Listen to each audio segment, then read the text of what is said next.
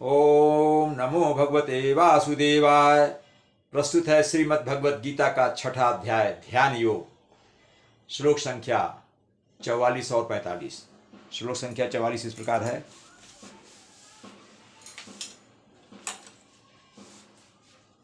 पूर्वाभ्यासेन तेनैव ह्रियते ह्यवशोऽपि सः जिज्ञासुरपि योगस्य शब्द ब्रह्माति वर्तते। इसका अर्थ है, भगवान कह रहे हैं, हे अर्जुन, अपने पूर्व जन्मों की दैवी चेतना से युक्त जो योगी होता है वह ना चाहते हुए भी, क्योंकि पूर्व जन्म की उसकी दैवी चेतना जो थी, पूर्ण योगी नहीं बन पाया, लेकिन वो दैवी चेतना उसके अंदर संचित रहती है। उसके कारण से ना चाहते हुए भी वह स्वतः अपने आप योग की नियमों की ओर आकर्षित होता है।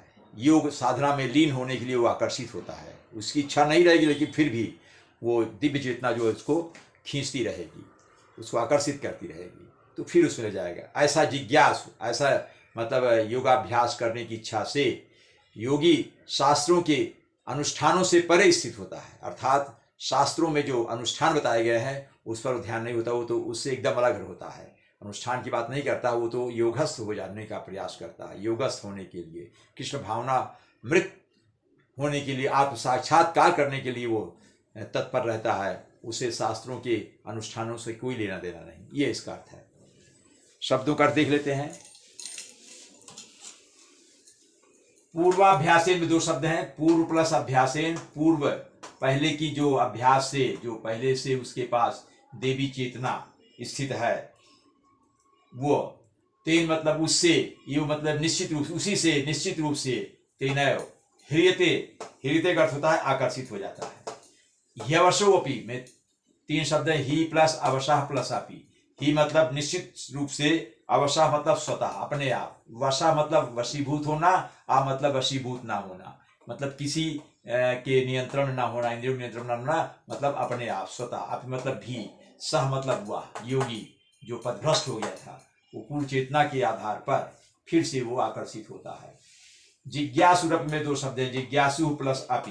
जिज्ञासु प्लस, जिज्ञास मतलब उत्सुक रहता है, जानने की इच्छा, योगस्थ होने की उसकी इच्छा, मतलब भी योगस, योग की मतलब योग के बारे में जानने की इच्छा रहती है, योग के प्रति वह जिज्ञासु रहता है।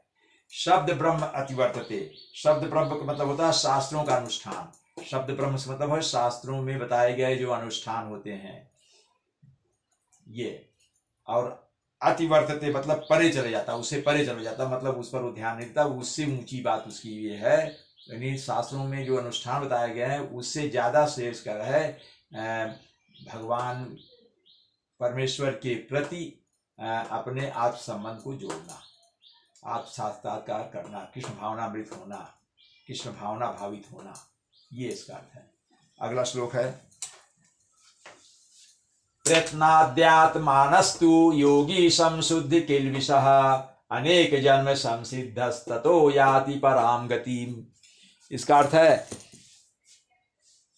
कृष्ण कहते हैं, और जब योगी समस्त कलमश से, सभी पापों से, सारे पापों से जब शुद्ध हो जाता है और सच्ची निष्ठा से आगे प्रगति करने का प्रयास करता रहता है, कृष्ण भावना भावित होने के लिए प्रयासरत रहता है, तो अंत में जाकर के अनेकों अनेक जन्मों के अभ्यास के पश्चात, पूर्व जन्मों के अभ्यास जो है उसके प्रयास से वो आगे बढ़ने का प्रयास करता रहता है, और अंतोगत्वा वो सिद्धि लाभ कर लेता है, मतलब योग सिद्धि में पूर्णता प्राप्त कर लेता है, पूर्ण योगी बन जाता है, और वह परम गंतव्य को प्राप्त होता है, अर्थात भगवान के परम धाम को प्राप्त हो जाता है, कृष्ण भावना भावित हो जाता है, कृष्ण भावना अमृत में वो एकदम स्थिर हो जाता है। ये इसका अर्थ है। शब्दों का अर्थ देखते हैं।